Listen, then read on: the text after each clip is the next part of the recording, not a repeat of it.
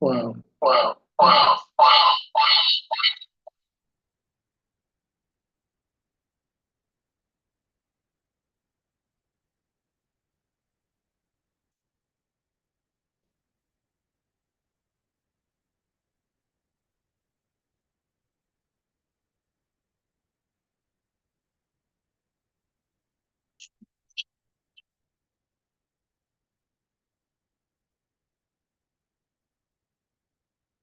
So,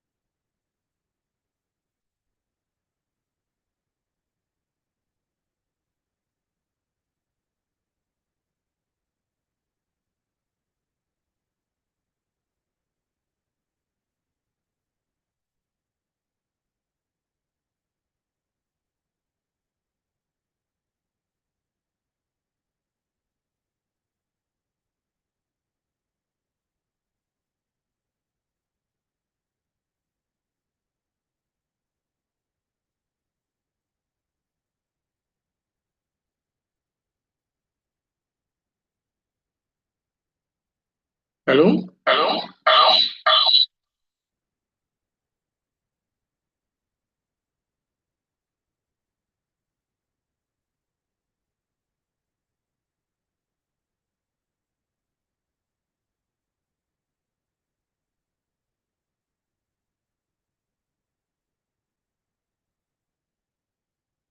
Hello? Hello?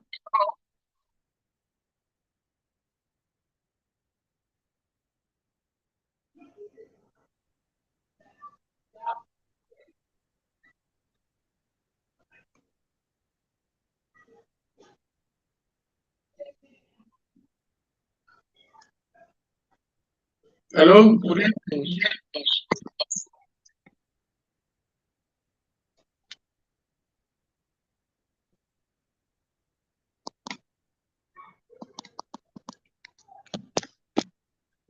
Okay, I understand you can hear me. So, you're welcome to FBA to FBA 840 class. I'm trying to minimize the echo. I can hear the echo here. So please just give me a few seconds for me to sort out things.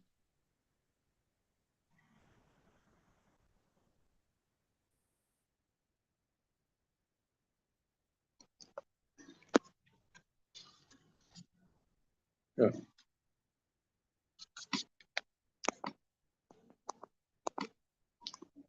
So hello everyone. I hope you can hear me clearly. This is FBA 840 class. My name is Ismail Adilike. I'm from the Department of Actuarial Science and Insurance, Faculty of Management Sciences. I'm one of the 6 lecturers that will be taking you in FBA 840. The course title is actually Quantitative Techniques for Research. In this course, we introduce you to basic statistical concepts that you will be needing for research in business. It looks more like introductory statistics courses. We know that students from diverse backgrounds are admitted into the MBA program, and that is why the course will look more introductory. So we know we are from diverse background, and that has been put into consideration in the design of the course content. 6 of us will be taking you.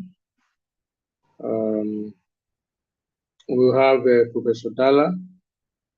Professor Dalla would actually to take the introductory part.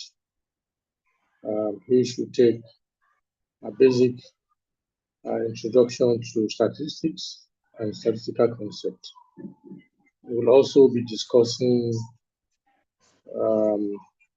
data gathering techniques and methods of summarizing data using measures of dispersion and measures of location. When he is done, I was supposed to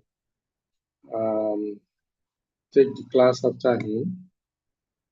My job was to teach you basic sampling and sampling distribution, and also introductory hypothesis.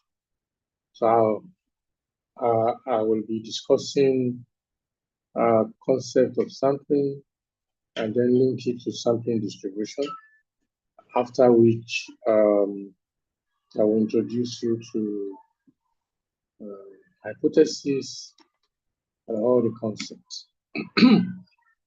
When I'm done,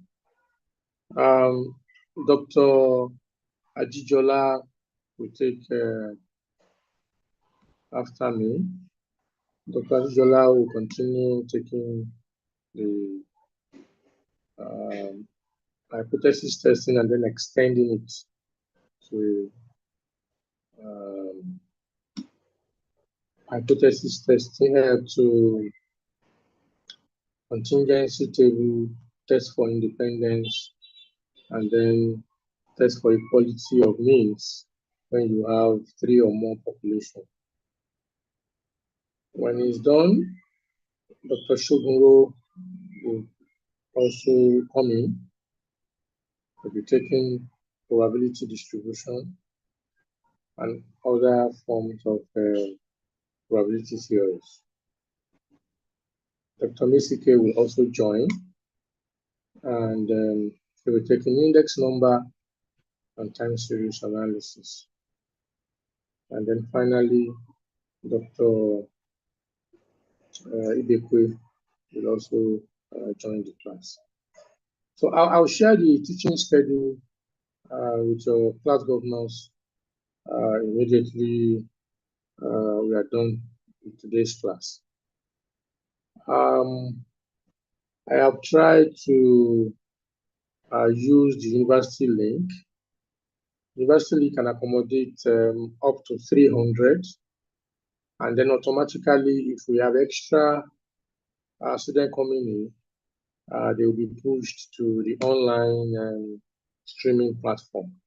So nobody will be disadvantaged in any way. So in preparation for this class, I had given us relevant materials.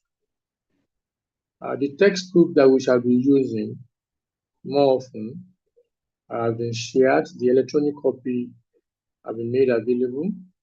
We've been making use of a textbook prepared by Anderson and Sweeney,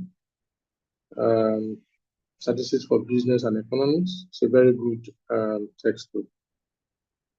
Any other textbook are also welcome, as long as they treat in detail some of the topics that we shall be discussing. And I also shared the slide. I will update the slide as we move on. So I'm sure you also have a copy of the slide that I'm sharing now. I sent those documents ahead before today's class. And then, how are we going to assess you? To maximize your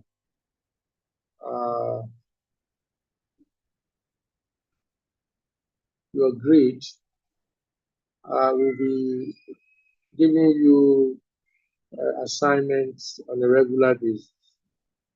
The assignment will be in form of a set of questions that are in Google form, and the Google link shall be shared with your governors. So we hope that the governor will share the links with you guys on time. And then we'll also give a window, usually 2 weeks window, for you to answer each of the questions. The Google link is usually attached with a couple of prepared videos. The videos are summaries of what we have done in the class. So, so we enjoin you to please do your assignments regularly so that you will have earned your grades. In fact, out of 30 or out of 40%, you will have earned so much that you need to do little in the exam to pass, and indeed pass very well. So that's how we are going to manage the class, FBA 840.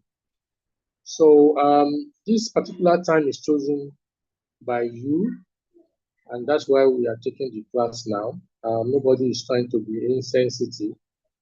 Nobody wants to intrude into your your privacy.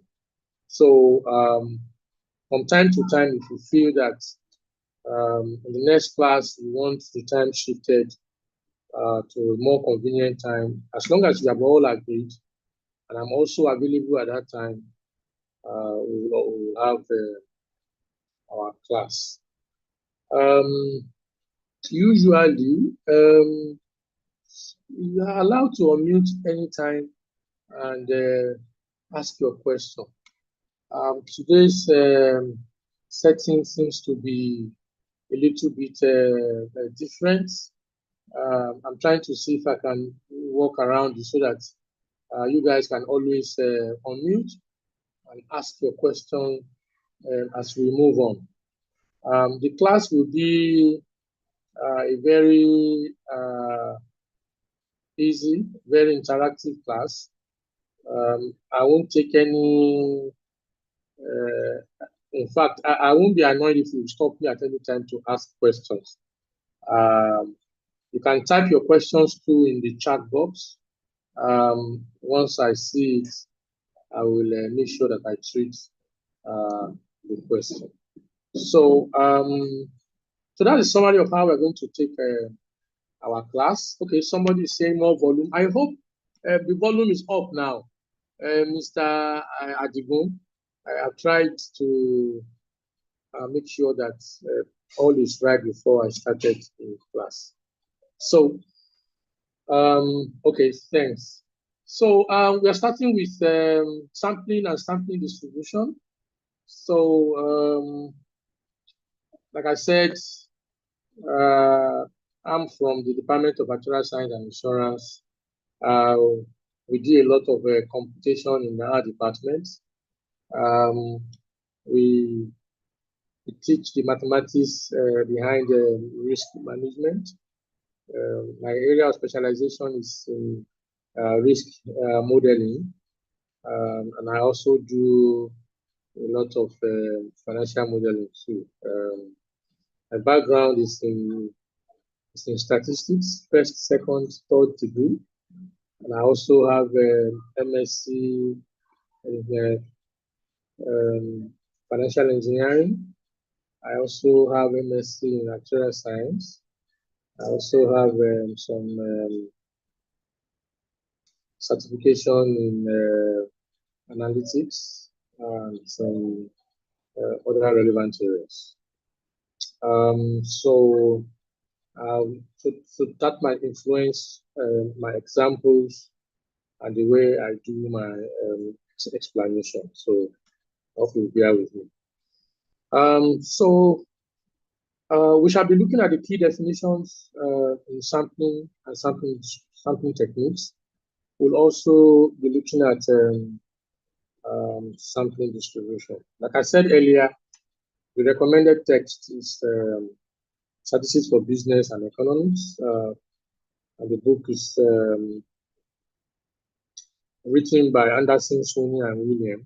Very good textbook. You might look at what I've sent to you and make full advantage of it.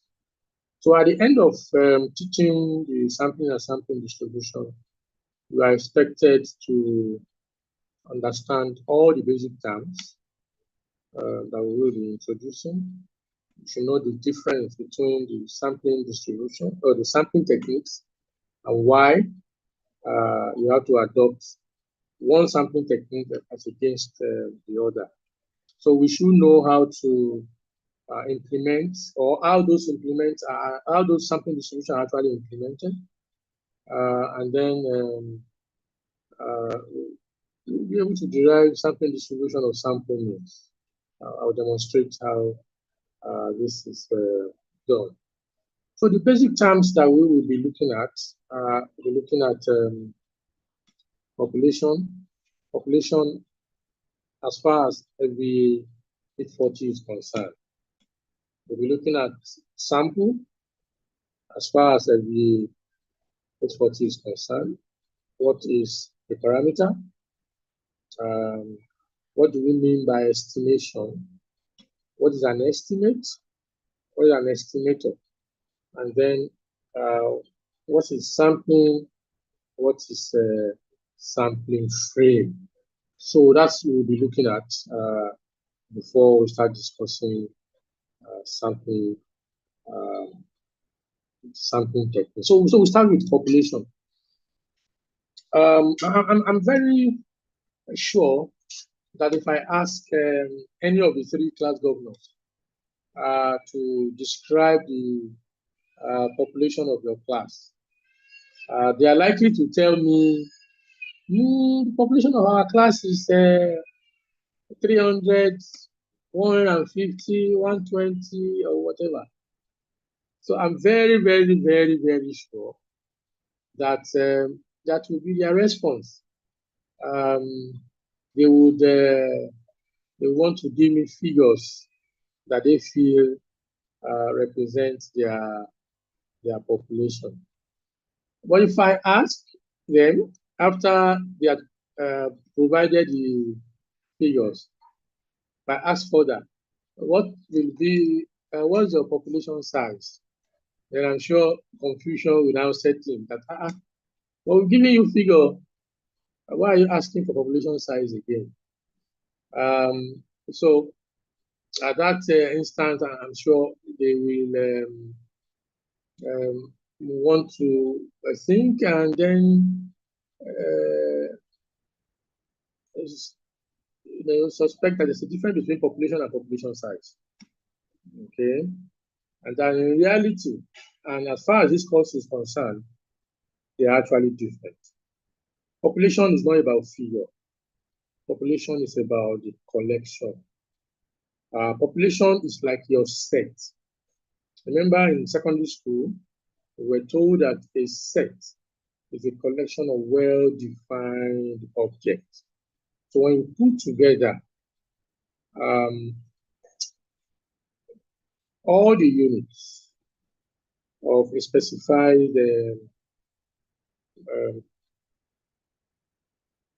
let's call it in quotes, specified population, to put all the units together, what you have is the population. When you describe a particular constituents, and then you put all the units together, then you have a population of those constituents. So population is actually when you put together objects, not necessarily human being, and then you have the totality. So that will give you the population. So as far as FBA 40 is concerned, we define our population as the aggregate of all units of a specified type in a target universe. Aggregate of all units of a specified type in a target universe. So if I'm to describe your class, the population of your class, I will simply say MBA part-time year 2 students. That's the population. MBA part-time year 2 students. That's the population. Then if I'm now to describe if I'm to give the population size, then that means I have to do head count. How many students are there in the 3 streams? And then also we can say 200 students, 300 students, and so on.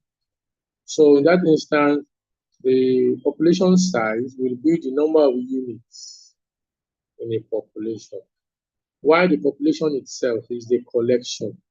So when you aggregate all the units of a specified type in a target universe, you have your population. So if you are an importer, you deal with, let's say, motor parts, you import tire, and you have your consignment at the port. The whole of the container that you have imported is the population that's the population of the tires that you have imported. Okay, so but if you are now to count how many tires, how many units of tires are being imported, then that will be the population size. So there's a difference between population and population size. Okay, so let's move to the next term. The next term is sample. Sample. Sample. So if population is the aggregate of all the units, so what's sample?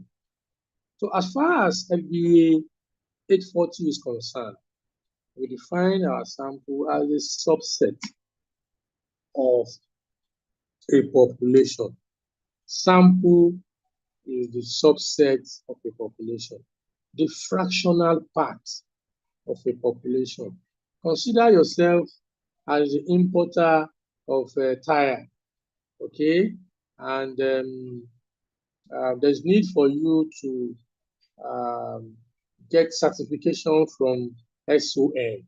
And SON has insisted that you should bring in quote sample of imported tire for them to verify the quality. So you can see sample, they are not asking for everything. They are only saying give us a part of the population. So a sample is a fractional part of a population, while a population is the aggregate. When you collect them and put them together, you have the population. Collect the entirety, put them together, you have the population. You take a part of it, that is sample. Sample is a subset of a population.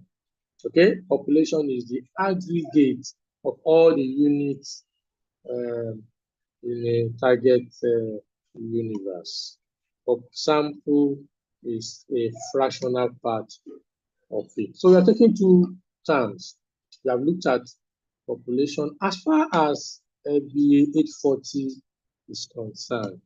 And then we have also looked at sample. Now, what do you do with your sample? What do you do with your population? Why do you want to study the population? Okay, you have imported the tire. Why should SON be interested? Of course, we know that the SON will be interested in determining whether the product that you have imported is fit for consumption or not, whether the product meets the minimum specified standard, the minimum benchmark.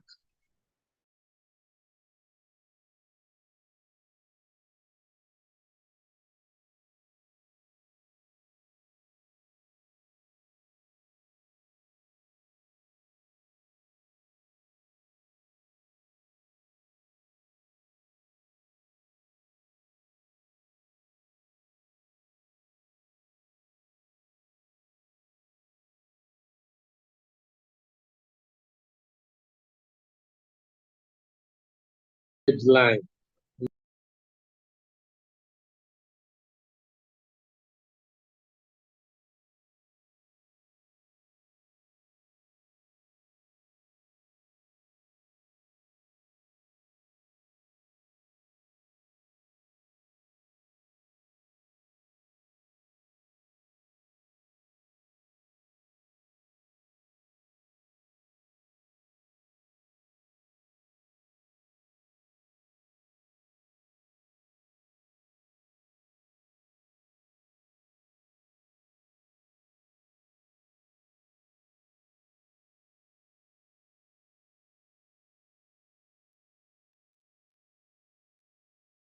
Yes,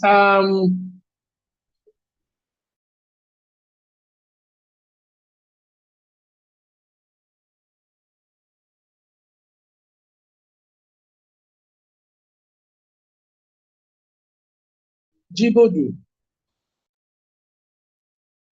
please ask your question, please. Yes, sir. You were offline for some minutes, so maybe you were talking. Yeah. That's why.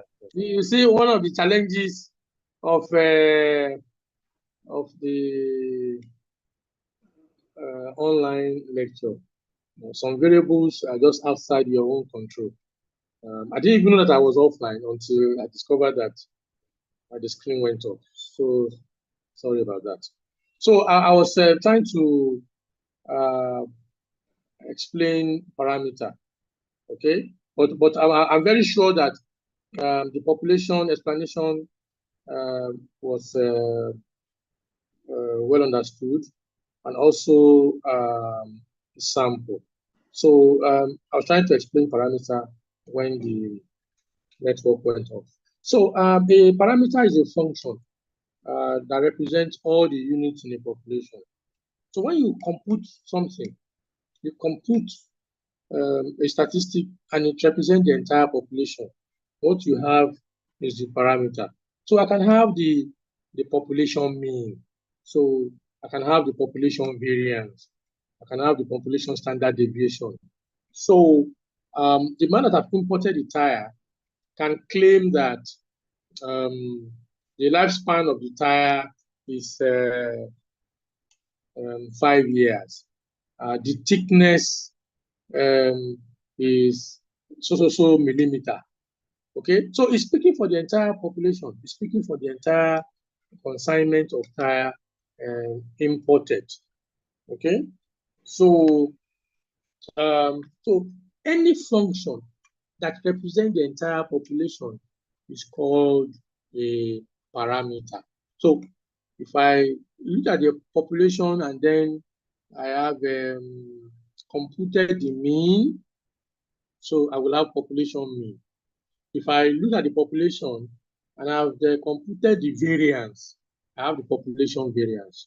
If I look at the population, I identify the maximum, I identify the minimum, and then I subtracted to get the range. I have the population range. Because those computed values represent the entire population, they are referred to as parameter. Okay? Then we now have statistics. The statistics there doesn't represent a discipline. It doesn't represent a course. It actually represents the computations, the functions of the sample. Okay, so it's actually plural of statistic. So any function that you compute on your sample, they are your statistics. One function is statistic, several of them are your statistics. So I can have sample mean, just as you have population mean. Population mean is the mean of the entire population, but sample mean is the mean of the sample, the fractional part of the population. So when you compute their mean, that is a statistic. Okay, so if you compute the variance is also a statistic. What makes it a statistic? Because the values that you use, they are sampled from a population. Remember,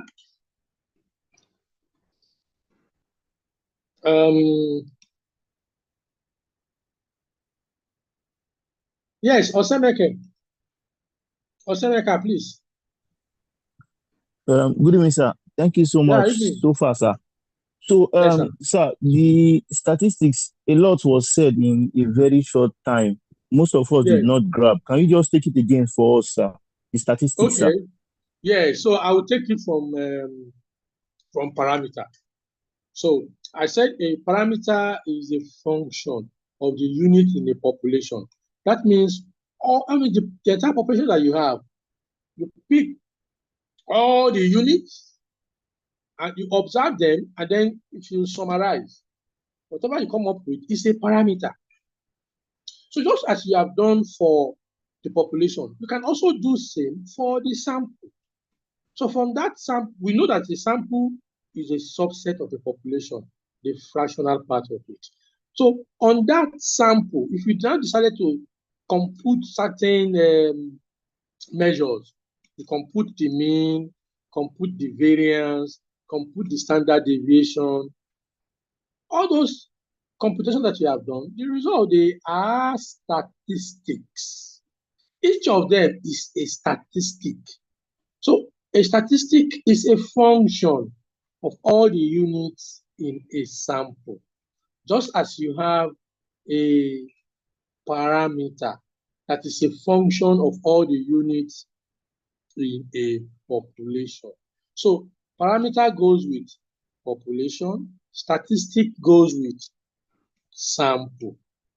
That's all those things that you can put. They are your either your parameter or your statistic. So a function of all the units in a population is a parameter. A function of all the units in a sample is a statistic. Remember what we said about population.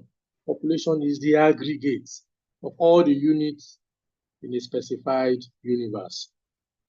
Identified a specific unit, put all of them together, then you have the population. For sample, it means that out of that population, you try to take a few. What you have is the sample. Now, out of that population now, if you now decide to define a function, say mean, and then you compute it, what you have is a parameter. However, on the sample, if you decide to find a function, call it variance, compute it using the sample unit, then you have a statistic. That is the difference between population, sample, parameter, statistic. So we move on. Remember, we are taking the basic terms. We have not started the course itself. We're just taking basic terms so that as we move on, those basic terms will be well understood, and then we will all be on the same page. So the next one is estimation. Estimation. So I know those of us that did accounting, we make use of this word a lot. Even those in engineering, they make use of this word a lot. Some of us that are in business,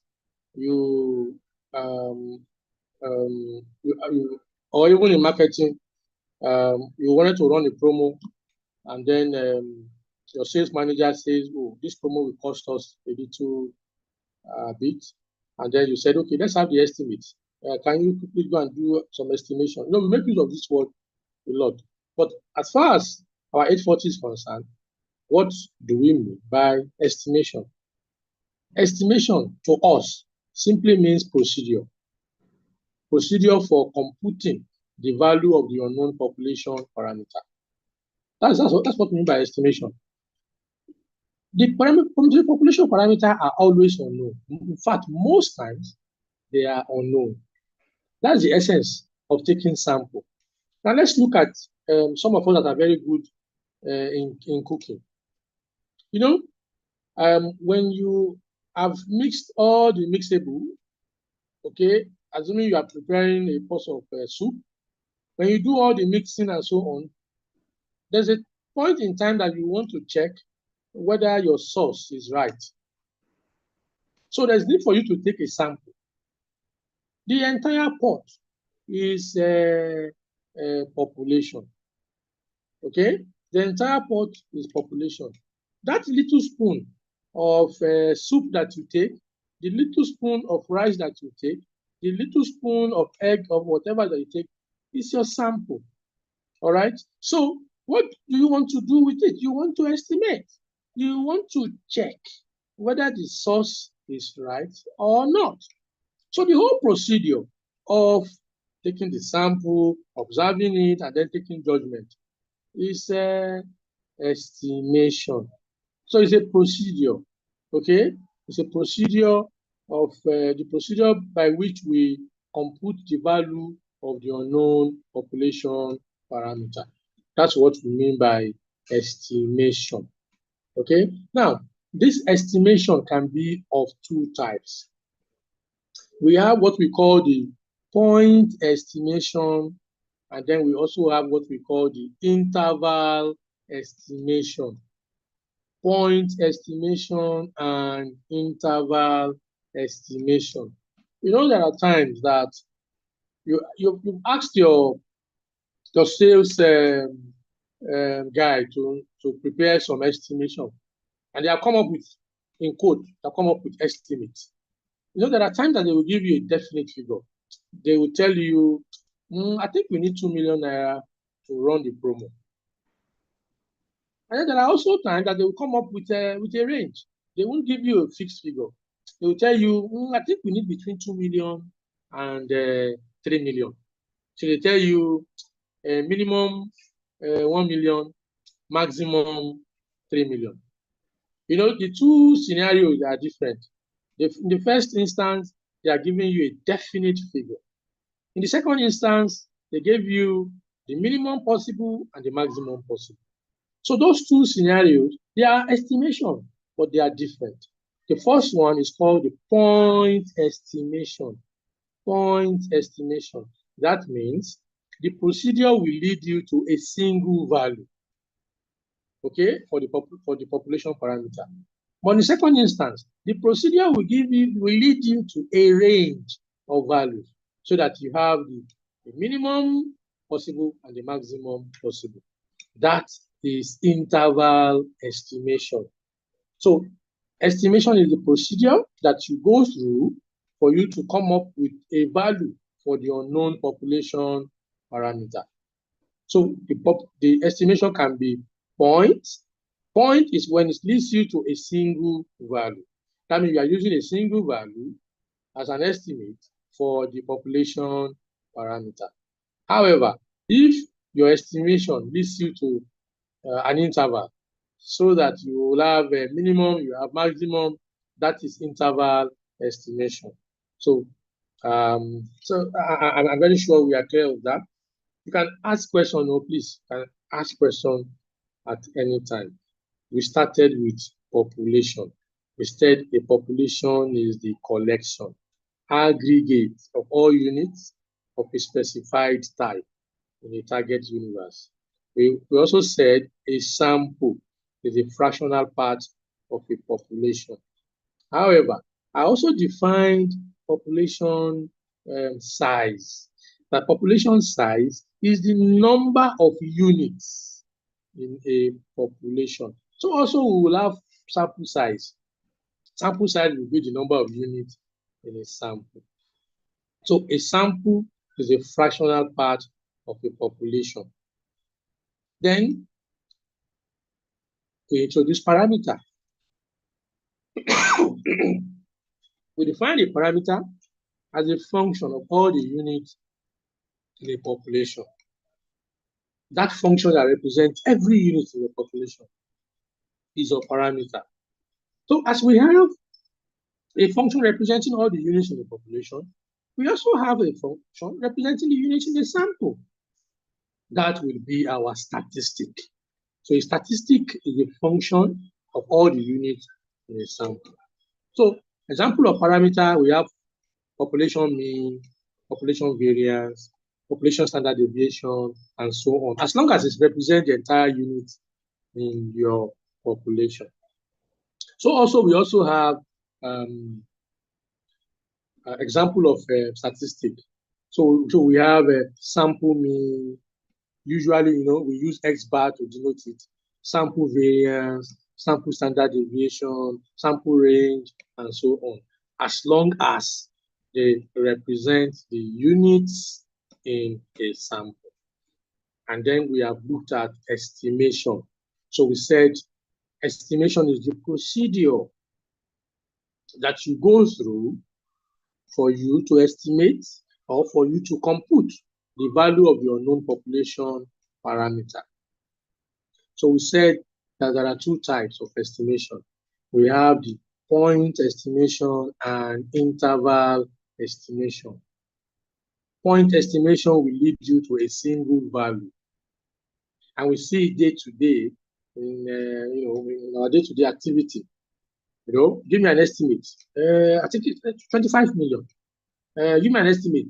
I think the minimum should be 25 million, maximum should be 82. They are different, but it's still estimates. So the first one, the definite figure, point estimation. The second one, giving a range, interval estimation. Now let's move to the next term, estimate. Estimate. So as far as FBA 840 is concerned, so an estimate is, the procedure that you go through to calculate the value of the population parameter we said is estimation. You see, the result that you arrive at is the estimate. The result that you arrived at is the estimate. So the estimate is the computed value. That's your estimate. Okay, the computed value from the estimation. So that's the estimate. The value that you arrived at from your estimation is your estimate. So also you can have point estimate and interval estimate. So if what you arrived at is a single value, then it's a point estimate. Otherwise, if what you arrived at is an interval, then you have an interval estimate. Okay, so it's just how we define the estimation, we rub off on estimate and also rub off on estimator. Estimator is the formula that you used. Okay, the formula that you used, the algorithm that you used in computing the value of your known population parameter. Okay, so you can have X bar. You know, X bar is summation X over N. That's an estimator. I can have sigma. Sigma will be square root of summation X minus S bar all over N minus 1. That is also an estimator. That formula that you used, okay, that you used in estimating the unknown population parameter, that formula is an estimator. Remember the procedure that you go through for you to come up with the value of the known population parameter is estimation. The value that you arrived at is the estimate. Then the formula that you used is the estimator. So the estimator can also be point, it can also be interval.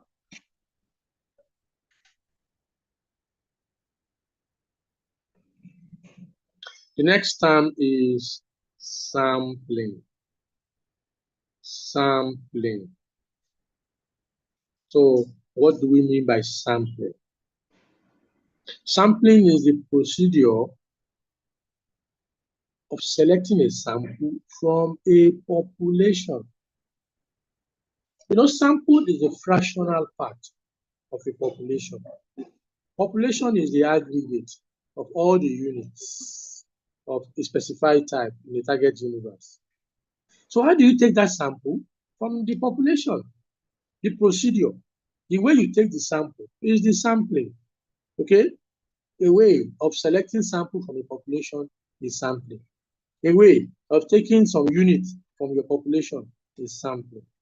Okay? So in your kitchen, you are about concluding your cooking and you want to take part of it to observe. That part we said is a sample. How do you take it? You know there are times that you will need to stare. You stare. It's after staring that you take part of your of the cooking and then you observe. But there are times that still in that same kitchen, there are some cooking that you don't need to stare. That you just take a little bit maybe from the top, and then whatever you observe, you generalize. That procedure is also sampling. Look at the lab technician. You have presented yourself for a blood test. As far as lab technician is concerned, the entire blood you use is the population. And then you need to take sample. Okay, you take sample either from your fingers, take sample either from the back of your hand, from any of your veins or whatever. So the procedure that they go through in taking that sample is sampling. The blood taken from you is the sample. The entire blood in you is the population. So also the tires that you have imported. SON will want to confirm that your tires are fit for the Nigerian roads. So they ask you to bring sample. Whichever way that you use in selecting, you can select the very first tire for them to use, or you can say, oh, select the tire from the middle. You select. Whatever procedure that they use in taking that sample is sampling. Okay, so and then we now have a sampling frame. Sampling frame. Sampling frame is a list or a map or any other acceptable material from where sample can be taken. A list or a map or any other acceptable material from where sample can be taken. As far as MBA Year 2 students are concerned, I'm sure you guys will have a broadsheet that contains the list of registered students, or I can go to Premier where you have your details. And then if I want to select MBA students, for example, for anything that I'm interested in, either I want to do survey or there's a competition and I need to select MBA student and so on. It is from this list that I will select my student if I am to select objectively from the list of students. That is my frame.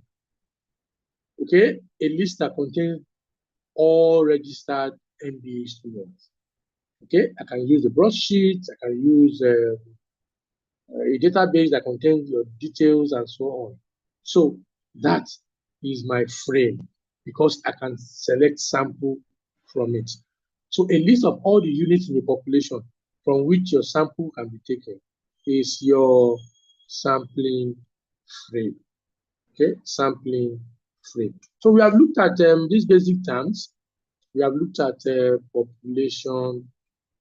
We said population is the aggregate. We have looked at sample. We said sample is a subset. We have looked at parameter. We said a parameter represents all the units in a population. Function of all the units in a population. We have looked at statistic. A statistic is a function of all the units in a sample. We have looked at sample size. We have looked at population size. We have looked at estimation. We have discussed point estimation. We have discussed interval estimation. We have looked at estimates. We have looked at point estimates, interval estimates. We have looked at point estimator, interval estimator. We have also looked at sampling just by the definitions only. Sampling and sampling frame. So I'm ready to take any of your concern, questions, observations as we move on. This is just the basic term that we will need as far as this topic and the next topic, which is hypothesis testing, is concerned. We'll be making use of these terms, and it is expected that we understand the context. Okay, each time I mention them, you understand the context under which I'm using them. So we move on.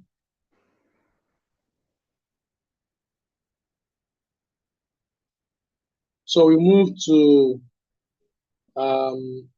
sampling and sampling distribution. Sampling and sampling distribution. So while I was explaining, I said sampling is a procedure by which you take your sample from the population. All right. So let us assume that you produce product and you want to run a promo. So you want to improve on your sales, and then you believe that running a promo will assist you in improving your sales, and you want to show some level of fairness in your promo. So you have told your customers that, look, buy our product. Send details of whatever information is on the pack to a particular line, or tear up the lead, drop it in one container by so location. And then you have told them that, look, all entries have an equal chance of being a winner. Okay? And then you have also told them that the more entries they have, the more chance, of being a winner. So, on the day of the selection, on the day of selecting the winner, usually companies will want to attract as many audience as possible, so they will invite either social media personalities or invite any celebrity that can pull audience. So on the day of the selection, remember, they want to select the winner. On the day of the selection, some companies can go to the extent of getting transparent container and then empty all the entries in those container, and then they shuffle. Okay, they shuffle and shuffle and shuffle. They are trying to show transparency, and they are trying to tell everyone that, look, there's no bias of any sort, and that the possibility of being a winner is actually at random. And then they ask the celebrity or whoever they have invited to dip their hand into that container and then select one after the other winners. Now, the whole process is sampling. Okay, all the entries. When you put all the entries together, you have the population. That's the population of your entries, right? And you are now selecting a few. You are doing sampling. You want to select a few winners, 2, 3, 4, or depending on number of winners that your companies have predetermined. Okay, so how do you do the selection? You can select using some random techniques, ensuring that every unit have equal chance of being selected. You could also select without using any random techniques. You are saying, look, whoever gets to my office first will be the winner. Whoever submit first will be the winner. Whoever finds a letter J or letter whatever first will be the winner. Okay? Or the tallest person that came to my office will be the winner. So in that instance, I'm not doing the selection at random. I'm only saying, once you come, you present yourself, you are a winner. You meet certain conditions. But in the first instance, I'm saying I will employ the use of random techniques. I will employ the use of chance mechanism in my selection. So there are two ways that you can actually do your sampling. Two ways that you can do your selection. You can do your selection using probability methods, using random, chance method, random method, or you could also do your selection without employing any probability, without bringing in any chance, without bringing in any random techniques. So we divide our sampling techniques into two parts. We have the probability-based sampling and the non-probability-based sampling. Remember what sampling is. Sampling is a procedure of selecting a sample from a population. What is a sample? Fractional part of a population, the subset of a population. What is a population? Aggregate of all the units of a specified type in a target universe. So there are two types of sampling. We have sampling using probability approach and then sampling using non-probability approach. So when we say probability-based sampling, it simply means sampling procedure in which chance mechanism, probability theory, or random techniques is employed in selecting sample from a population. However, under the non-probability-based sampling, you are not making use of chance mechanism. You are not making use of random techniques. You are not making use of probability theories in selecting your sample. You are selecting based on some rule of thumb, based on some laid down rules, based on some other criteria that is not random, not probability, and not chance based. So I hope that is very clear enough. So we now take each of them. We take probability-based sampling, discuss different types of probability-based sampling. We look at the advantages and their disadvantages. Okay, so but meanwhile, if you have questions, please ask your question. If I'm talking too fast, please let me know so that I can reduce my rates of talking. And if I'm too slow too, you tell me so that I can increase my rate of talking. So let's take them one after the other. Probability-based sampling. So in this FBA 840, I will introduce 4 probability-based sampling techniques. We will have simple random sampling. We will have stratified random sampling. We will have cluster sampling.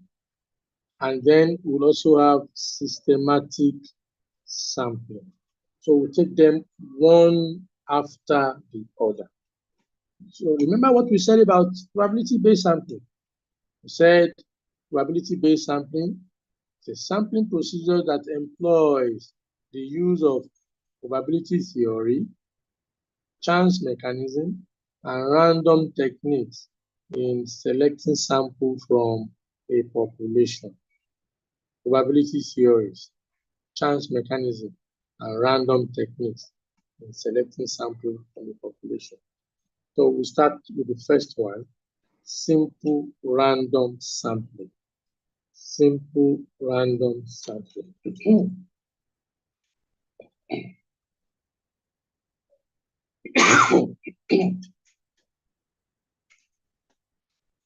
So what do we mean by simple random sampling? So a simple random sampling is actually a probability-based sampling in which all the units of the population have equal chance of being a member of the sample. Simple random sampling is a probability-based sampling in which all the units in the population have equal chance of being part of the sample. So let's go back to the example of the tire, okay, or even the example of the promo, okay, the marketing promo that we are running. So you now have entries. Let's assume that we have 50 entries, and you now want to select 10 of them at random, to be the winners. So on the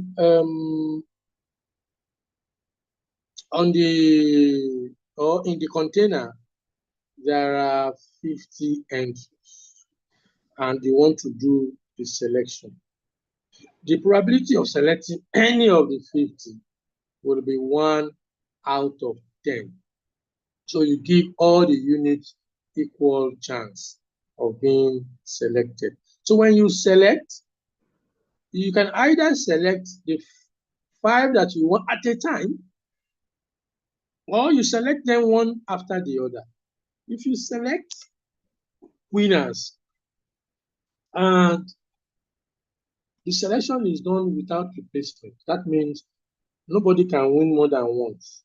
So if you select 1 out of the 50, then you have 49 left. Then the probability of the second person winning would actually be 1 out of 49. If the second winner is selected, you have 48 left. The probability of the third person winning will also be 1 out of 48, and so on.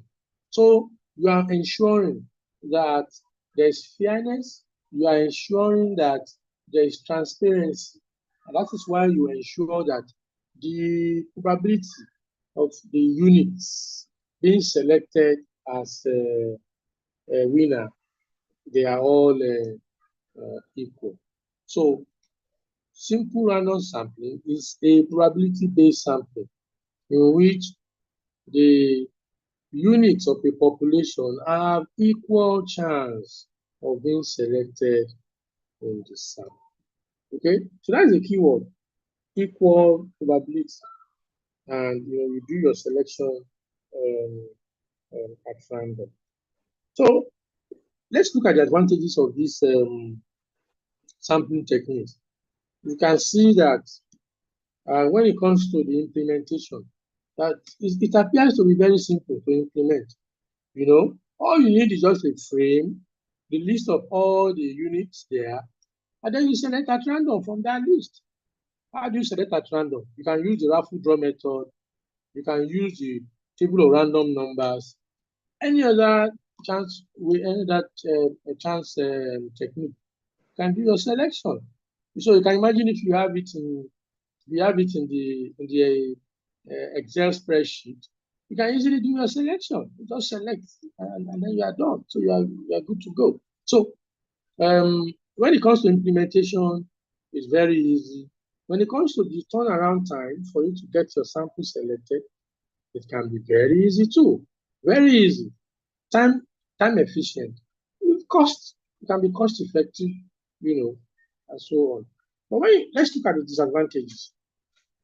You give the probability, the units in the population equal chance of being part of your sample.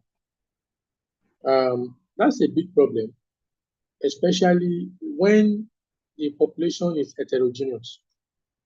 So I have in my population, I have male, I have female, and I want to select. Since I'm giving all the units equal chance, I might end up selecting only the female, and I might end up selecting only male. So in that wise, whatever sample I'm selecting will be biased. Gender bias will set in. So you can imagine if I'm doing a political survey, and I just select people at random, and I do my survey without putting into consideration the background of the people that I'm interviewing.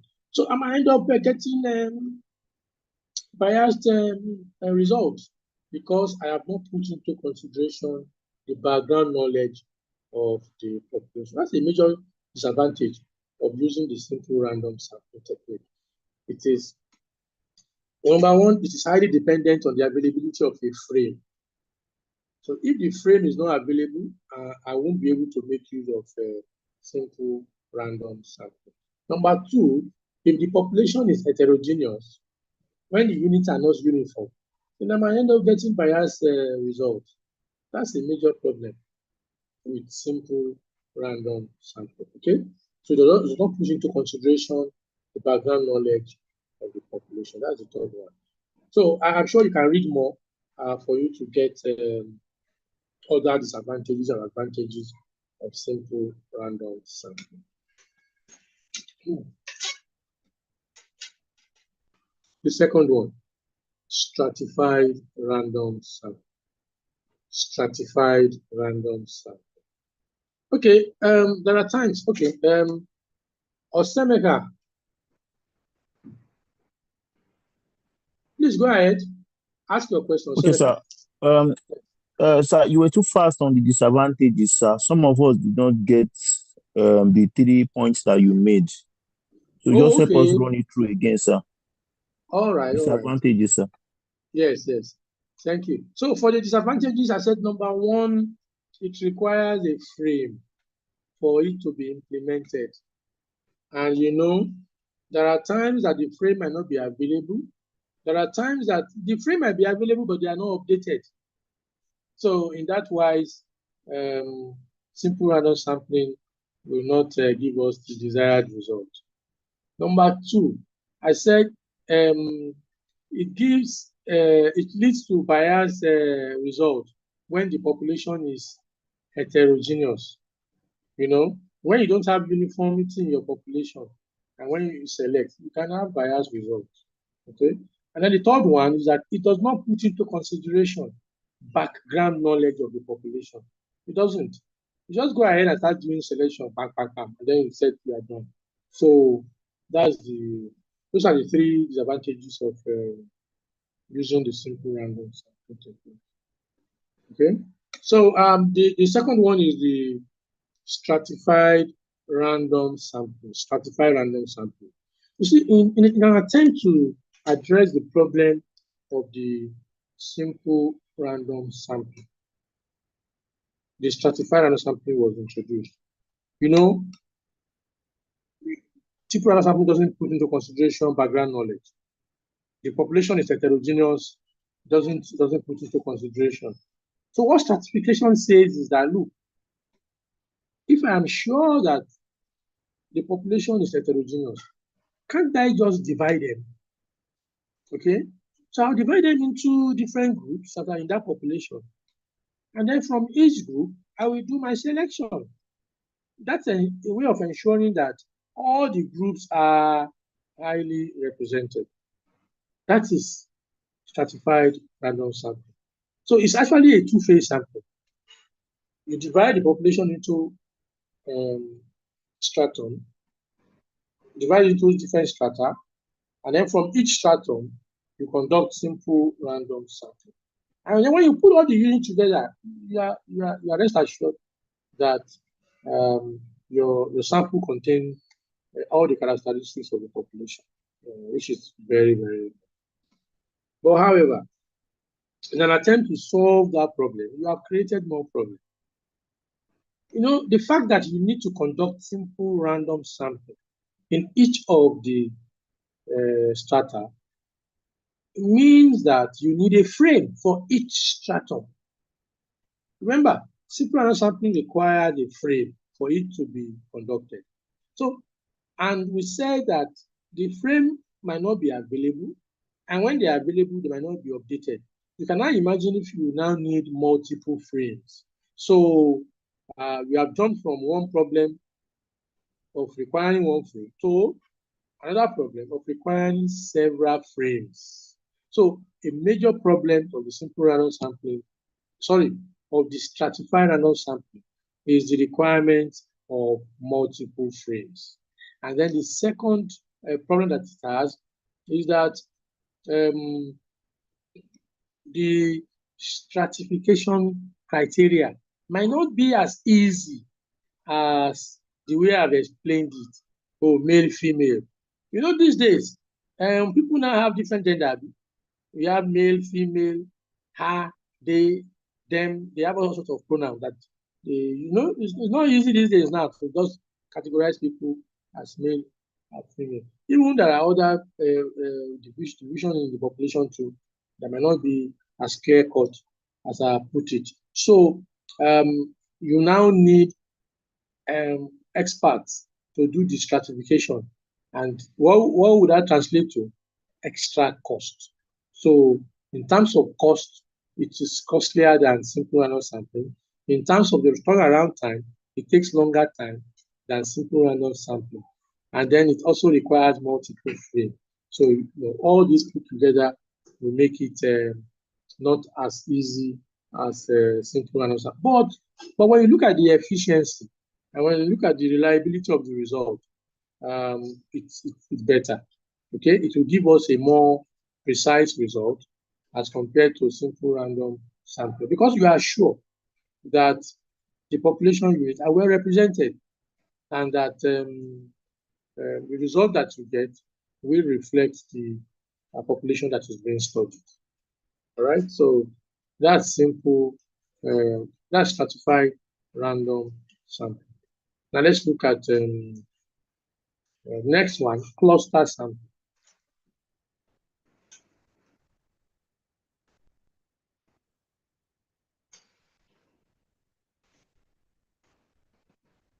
Cluster sampling.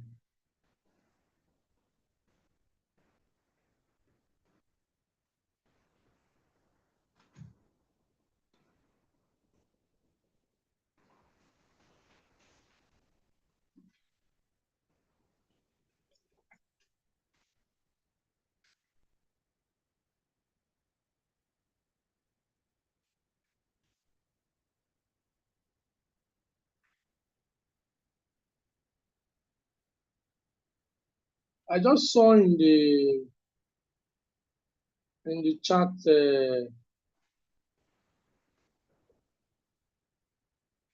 I saw in the meeting chat a question by Ifeanyi Kingsley, and the question was, is it right to say sampling frame is a sample technique of a population, in another word? No. The sampling frame is just a list. It's not a technique at all. That list, that's your class register, that spreadsheet that contains the list of all the students. That's your sampling frame. If you can go to Alausa, for instance, and have a database of streets in Lagos, that database is a sampling frame because you can select your sample from it. Okay, so any register, any database from which you can take your sample is your sampling frame. Is a frame. It's not a technique.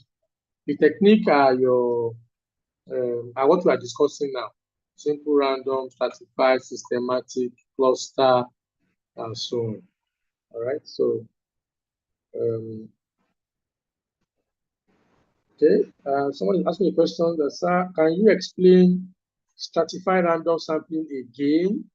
Yes, I can explain it again so that you can understand it. All right.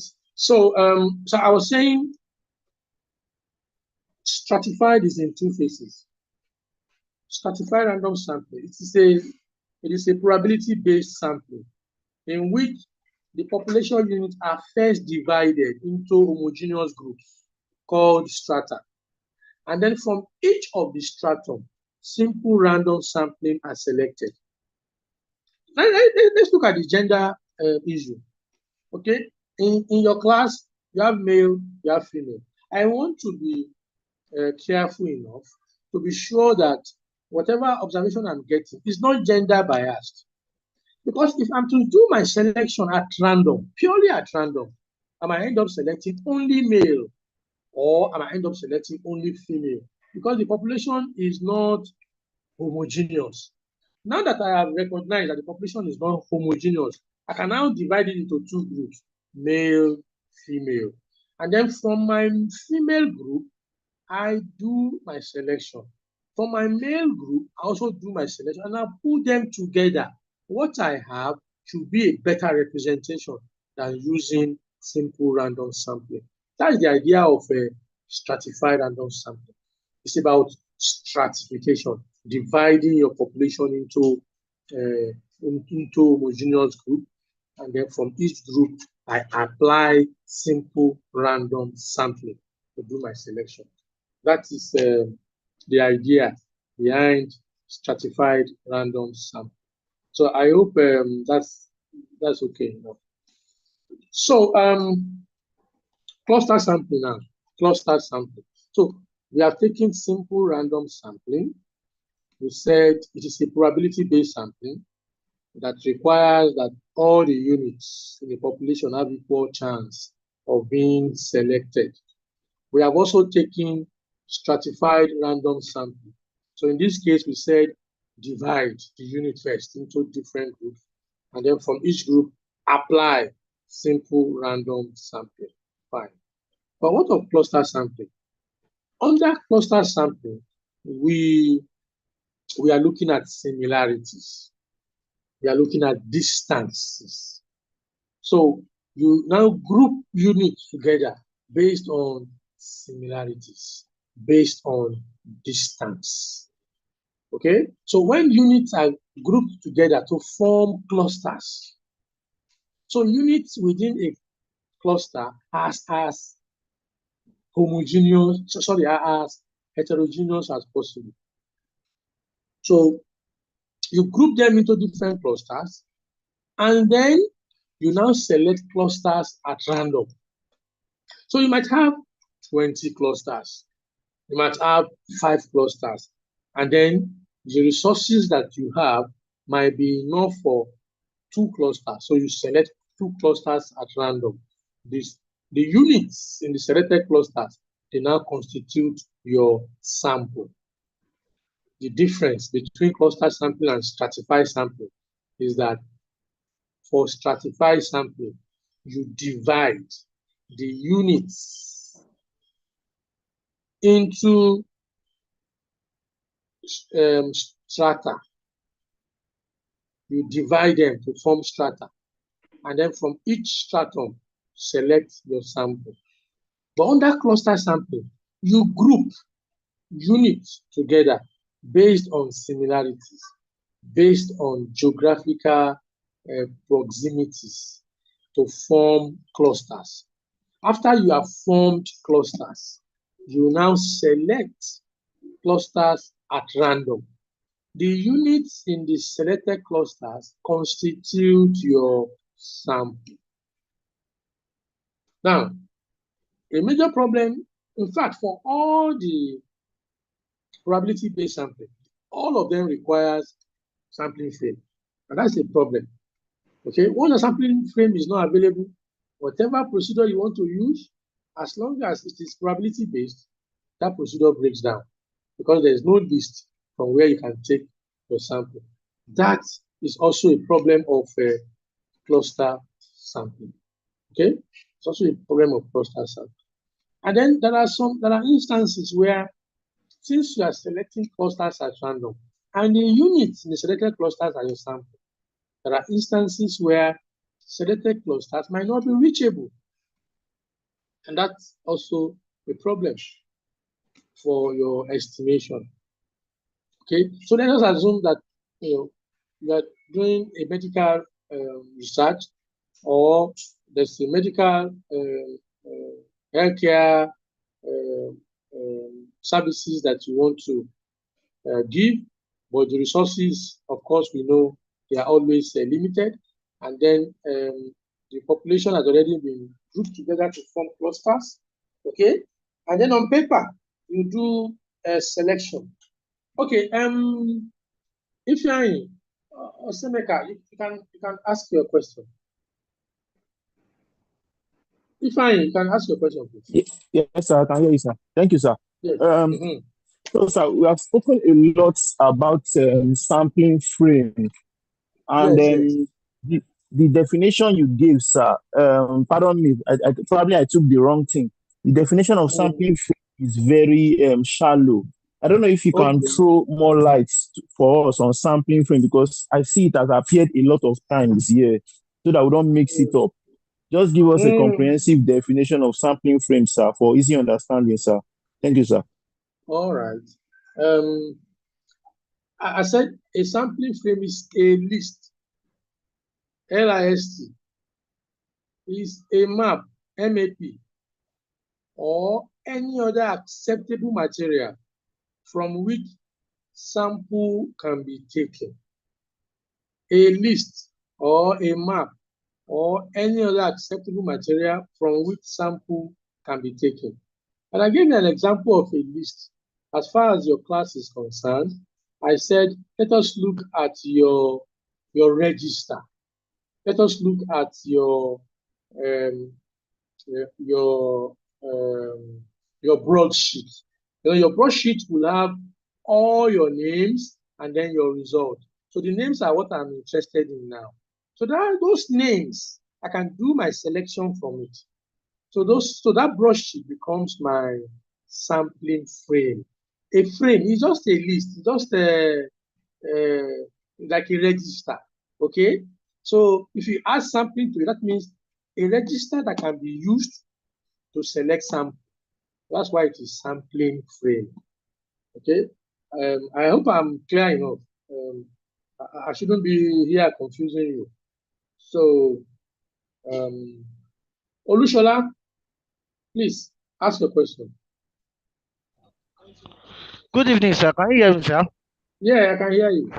Okay, sir. I'm trying to understand the difference between stratified sampling and cluster sampling. If I do All right.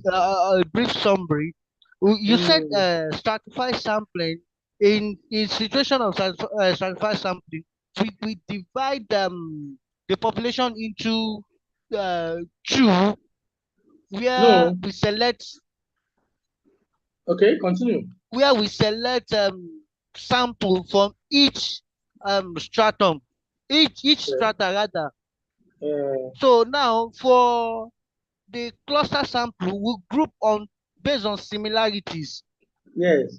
So that's where I got the understanding to. I can't really I didn't understand it further, sir. Okay. Thank you. So, um, for cluster stratified sampling, I said you have confirmed that your population is heterogeneous. Okay, so you are sure the population is not homogeneous, and you want to select. So you now decide to divide them, into different groups that they belong to. After the division, then you take your sample from each of the groups that you have created. Each group is called a stratum. All of them are called strata. Okay, so you select from each, and then what you have will be your stratified sampling. But for cluster, you group them based on geographical proximity, based on for those of us that did maths, when you say correlation, correlation is also a measure of distance. And then if we want to interpret it just casually, we say it's also a measure of similarity, right?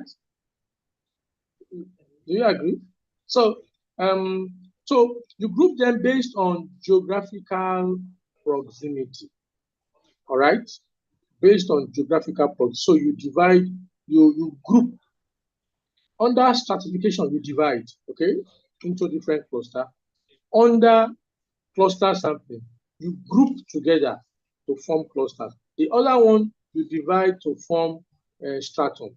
But here, you group together to form clusters. Now, in each cluster, you only consider, this is how close they are, you group them. It doesn't mean that they share the same characteristics. Okay, you're only looking at the distances between them. All right. So when you now form them into different clusters, and then you select clusters at random, it is expected that units in a cluster are as heterogeneous as possible. That each cluster should exhibit the population characteristics as possible. So cluster sampling involves grouping population units together based on their geographical proximities, okay, based on their distances, okay, and then after forming clusters, a random sample of clusters are selected. The units in the selected clusters represent or they constitute your sample. Adigun, you Thank can you, ask sir. your question. Yes, thank you, sir. Sir, thank you. I understand everything you said, but for those who don't understand, I think if you can use the normal population and states, region like Igbo, Hausa, and the rest to explain to others, they will understand it better, sir. It's just a suggestion, sir. Okay. Okay. So look at the uh, country as it is. In terms of distance, you can have states within the southwest. You can group them together to form cluster. Okay, and then you are sure because of Lagos cosmopolitan characteristic, you are sure that within Lagos you will find almost um, uh, all the major groups being represented in Lagos. So also if you go to some other cosmopolitan cities in Nigeria, you go to Abuja, you find almost all representatives there. You go to Kaduna, you go to Kano, you go to Port Harcourt. Even Enugu too should have also have some level of cosmopolitancy characteristic. So, and I want to select because I'm sure that within each of those groups, I have a bit of the entire population in it. So I can decide to select two clusters. Look, I can say Kanu and I can say Port Harcourt because I expect all the units within each to exhibit the characteristic of the population. Okay, so and my selection is not based on the selection is based on proximity. That within that region, okay, they are easily reachable. That's why I do the clustering. Okay, so I want to do a medical intervention, and I know that I don't have enough resources. I want to do intervention in Lagos, so I know that Mushin, Oshodi, Bariga, they are closer. So this one can form clusters. Okay, I can also have my two satellite town and maybe Okokomaiko to form another cluster because I know those areas are close. Then I can also have Agege, Abulegba, and maybe Alimosho to form another clusters. So those clusters are formed because of their geographical proximity. Units are easily reachable within each. And the clusters exhibit the characteristics of Lagos as much as possible. So after forming this cluster, I can say, okay, because of the resources that I have, let me select one cluster at random out of the three. I can decide to select the clusters at my two satellite town versus Okokomaiko. Okay, and then all the units in that cluster will be my sample. That's what cluster sampling is all about. So I hope I've been able to, as much as possible, explain that. So let's go to systematic sampling. Systematic sampling. Ladies and gentlemen, if you check, I fixed the class for 6 to 7:45. So that means we have 9 minutes. So there are no issues. We'll just continue. That's the disadvantage of online class. It's slower than physical, but in terms of efficiency, cost, and so on, I think it's a better way and it's more convenient, for especially part-time students. You can imagine if all of you will have to come to campus by this time. When you put all the costs together, it's not good enough. But so that means we will have more than 2 classes for us to conclude my part. So now let's go to systematic sampling.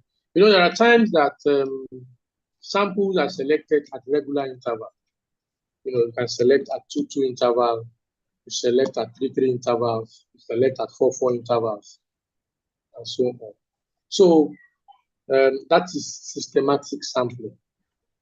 You have a list, and you can see candidate on number 1 is selected, candidate on number 5 is selected, candidate on number 9 is selected, candidate on number 13 is selected. That means I'm selecting them at 4-4 interval. After selecting one, I add 4 to it, it gives me 5. I add 4 to it, it gives me 9. I add 4 to it, it gives me 13, and so on. So I'm selecting systematically at an interval of 4. That's systematic sampling. When you select at regular interval, okay, that's systematic sampling. But where is the randomness in it? The starting point is called a random start. That is the one that you will select at random. Subsequent ones are now selected at equal interval. Okay, so how do you get the random start? The random start is any number between 1 and k, where k is the interval. All right, so if I'm to select at 4 interval, I'll now have to select any number between 1 and 4. Okay, so once I select that number, that will be the starting point. Then subsequent ones, I will now be adding 4 to it to get the sample. So I will define my systematic sampling as probability-based sampling, in which units of the population are selected at regular interval after the initial random start R. Okay, where our R is any number between 1 and k, where k is the sampling interval, and it is defined as capital N all over small n. Ifeanyi, you are asking question. So Ifeanyi, you can ask your question. Sir, systematic Yes. sampling, sir. You are too Yes. fast, sir. Nobody got anything, sir.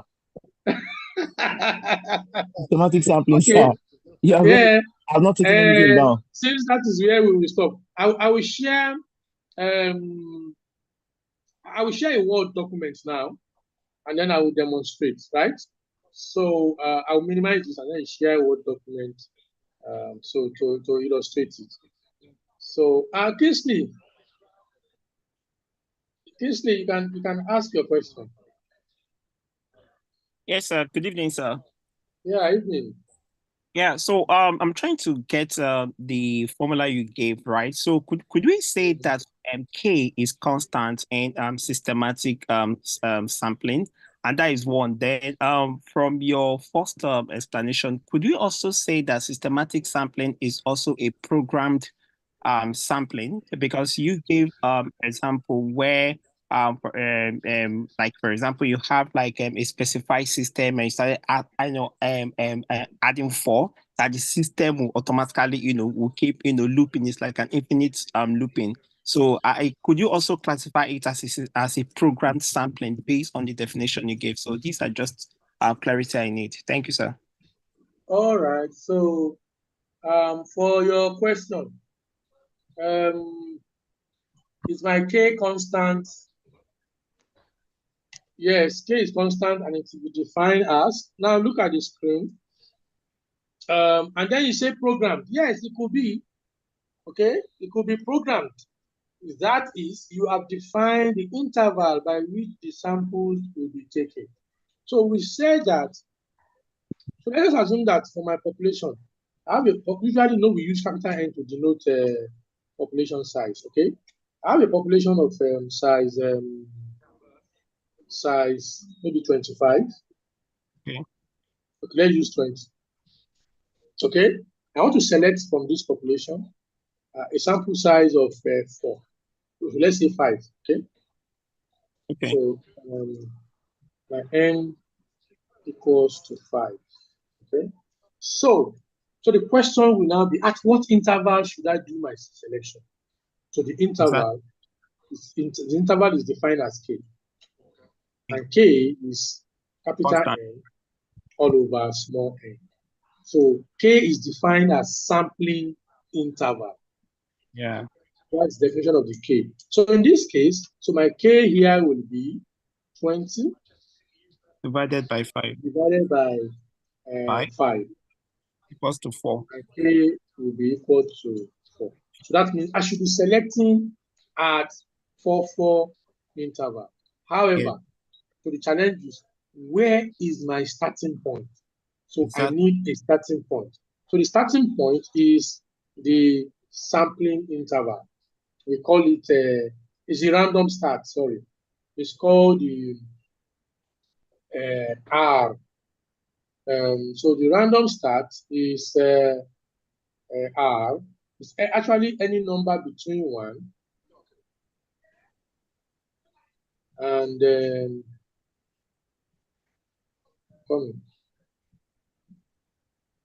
number between 1 and K.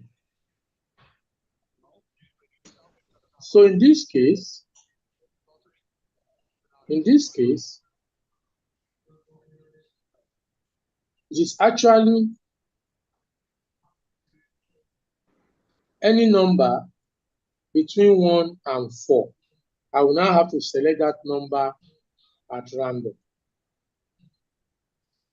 So let us assume that I have 1, I have 2, I have 3, I have 4.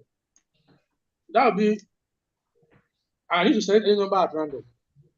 Let's assume that I've selected 4, I've selected 3 as my random start. That means individual on number 3 will be selected as being a member of the sample. And then how do I do my selection? So let me insert a table now.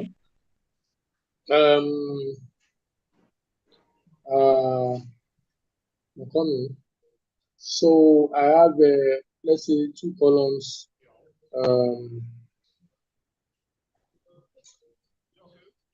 And I have 21 rows. Okay. So this is my table. So this is my serial number, and this is the individual on the list. Let me call it IND, the individual on the list. So my serial number 1, 2, 3, 4, 5, 6, 7, 8, 9, 10, 11, 12, 13, 14, 15, 16, 17, sorry.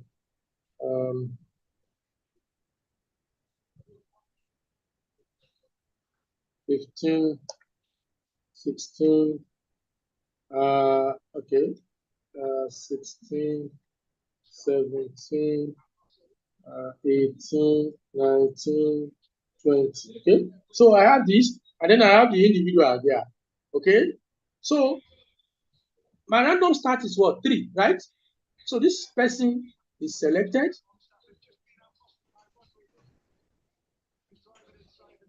What's my sampling interval? 4. So the next person, I will add 4 to 3. 7 is selected. I will add 4 to that. 11 is selected. I add another 4 to that. 11 is selected. I add another 4 to that. 19 is selected. If I add another 4, it will go back to 3. You can see that it is closed. So these are the members of the systematic sample that I've selected. So I hope I've explained myself clearly about this. So okay, somebody's asking a question. Are we getting recordings? Yes, I'm recording in cloud, so I'm sure once the class is over, after a while it will drop, and then I'll just send it to your class governors for sharing. Thank you very much. I think I have to stop now. Let me go and do some other things. But if you have questions, you can ask. Otherwise, I'll declare the class closed. So, ladies and gentlemen, that is the end of our class for today. FBA 40.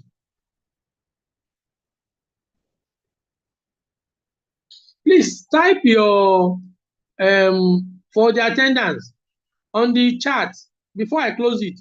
Type your name and matric number. So that will be the attendance. So I'll just leave it open for a while before I close it. So thank you very much. See you next week. I will agree on the time again with your 3 class governors. Bye-bye.